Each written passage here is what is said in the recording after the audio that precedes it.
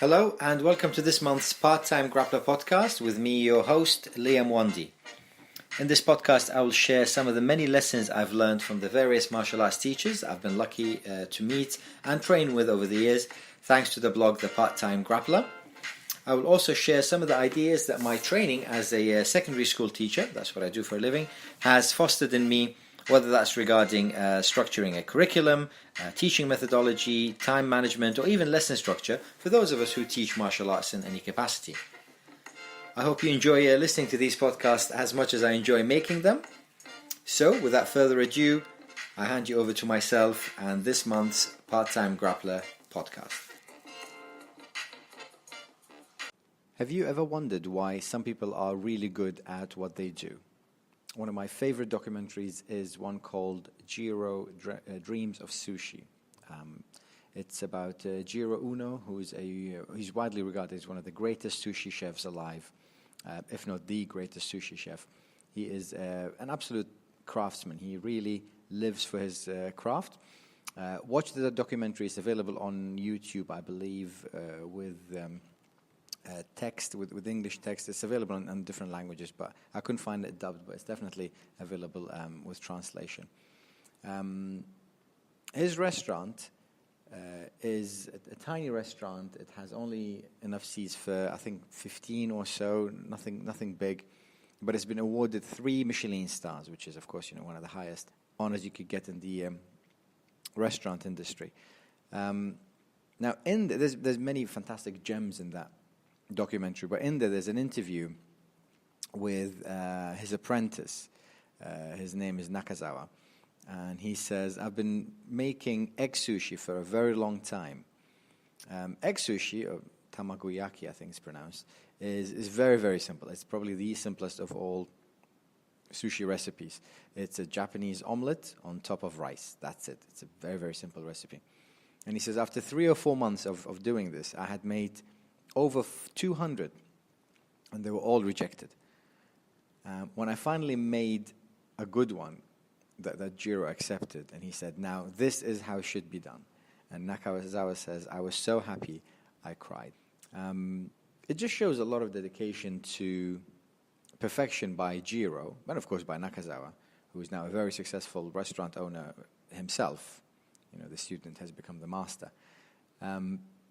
But it does make you examine the methodology behind perfection.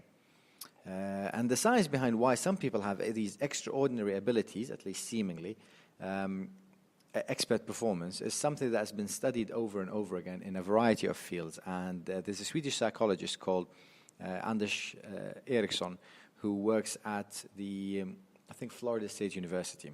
He's written many excellent books on the subject, and one of them, which I really like, is called Peak.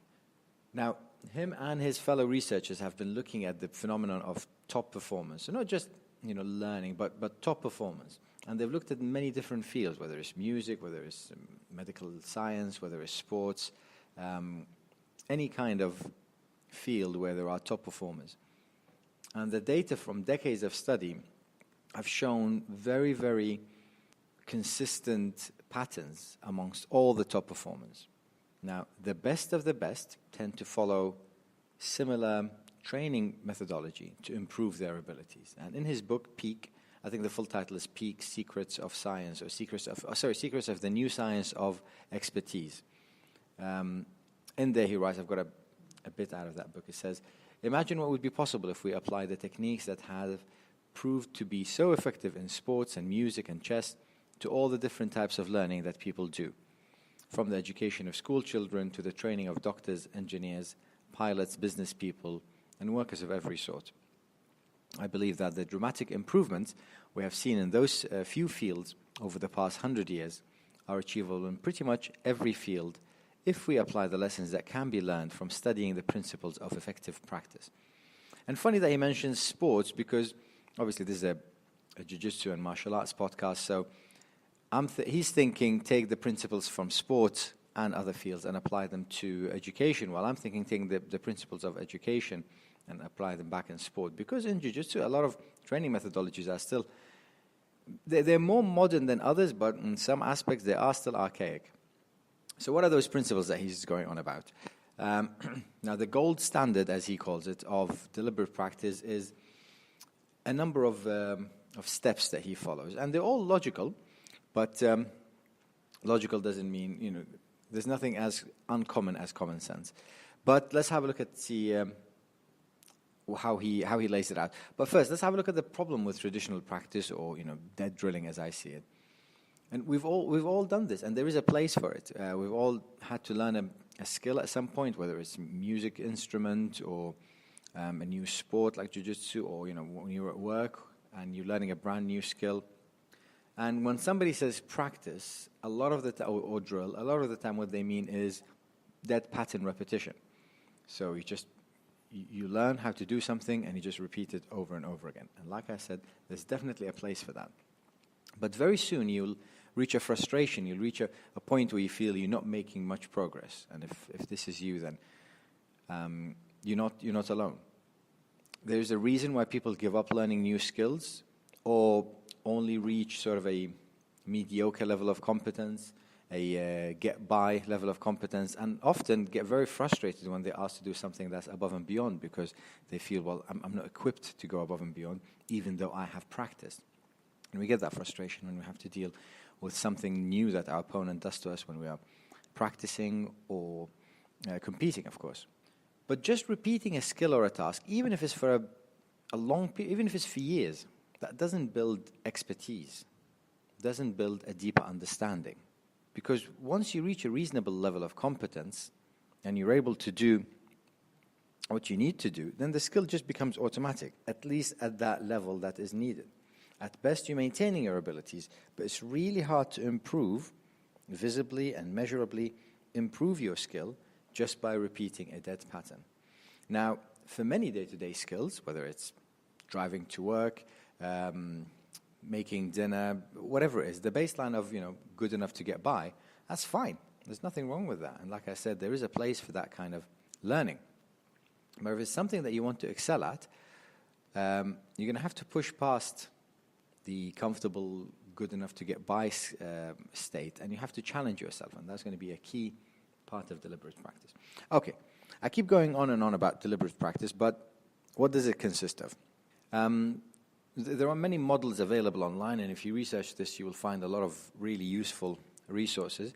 But one that I really liked has it broken down into 6 steps. So let's look at what these 6 steps of deliberate practice are. First one is motivation. You have to get motivated. Like any worthwhile pursuit, whatever it is you're trying to develop skill at, in this case jiu-jitsu or grappling, it's not going to be easy. If it's easy, then it's not going to captivate us long enough to get really good at it.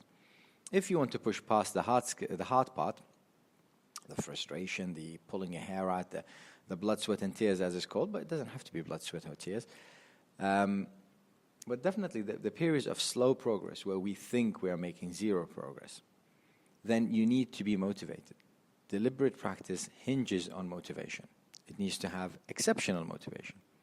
Now, without the motivation to push past those obstacles, then anytime your improvement stalls, or even if you just perceive your improvement to stall, everybody else is telling you you're doing better, you're improving, but you perceive it to be stalling, then the natural inclination will be for you to give up, to decide, I don't want to do this, or I've reached my peak, I've reached my potential. If you're picking a skill that you want to improve with deliberate practice, please make sure that it's something that you care about. Please make sure that it's something that you really want to achieve. If you don't want to achieve it, that's fine. There's nothing wrong with practicing because you enjoy it, practicing because you love the social part of it, practicing because you want to learn something new and it already adds to your life. I mean, I'm a huge proponent of that. Not everybody who walks into jiu-jitsu is going to end up a competitive phenom. But again, that doesn't stop them from achieving great success within the art and maximizing the enjoyment they get from their time on the mat. But if you are looking to achieve great success within competitive jiu-jitsu, whether that expresses itself on grappling competitions, gi competitions, no-gi, MMA, whatever it is, then you must understand that you will need an exceptional amount of motivation.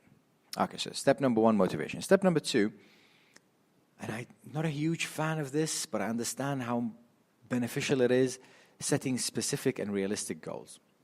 I used to really strongly believe in this. I've got a management background, and when I was working with that, I was really into setting goals. But I remember changing my mind about it and going off goals for quite some time. But I've kind of gone back to it with different eyes now. See, motivation requires you to keep your eyes on the prize. I get that. And my argument was that if you focus too much on the goal, then you miss the journey. But vague aspirations, vague hopes that, I just want to get better, I just want to improve, they really don't work. So it's way too loose, it's way too wishy-washy for you to get anything out of it if all you want to get out of it is to just get better. Deliberate practice, on the other hand, relies on small, achievable, well-defined steps. And we've heard these words many, many times. I mean, it gets used in school where I teach, and I know it gets used in many workplaces. But these steps need to help you find your way, but work your way towards meaningful improvement. And that improvement needs to be meaningful to you. And I think that was the problem when I lost faith in goals, because I was choosing goals that were set by other people for me. If the goals are meaningful to you and they're linked to your own intrinsic motivation, then you need to have small, achievable, well-defined steps that take you there. Now, these steps should take into account your current knowledge, your skill level, your physicality, practical things like, I am a part-time grappler, and I've said this for many years. How many times a week can you train? How many times a week do you want to train? We have family, we have other commitments. How do we fit it all together? And you want to be able to design those steps that you're taking towards achieving your goals so that they fit consistently with the rest of your life. In Peak, the book by Erickson, he talks about a very specific, he talks about a type of specificity, big word, required for someone who is trying to improve and the example he uses is golf, improve their golf game.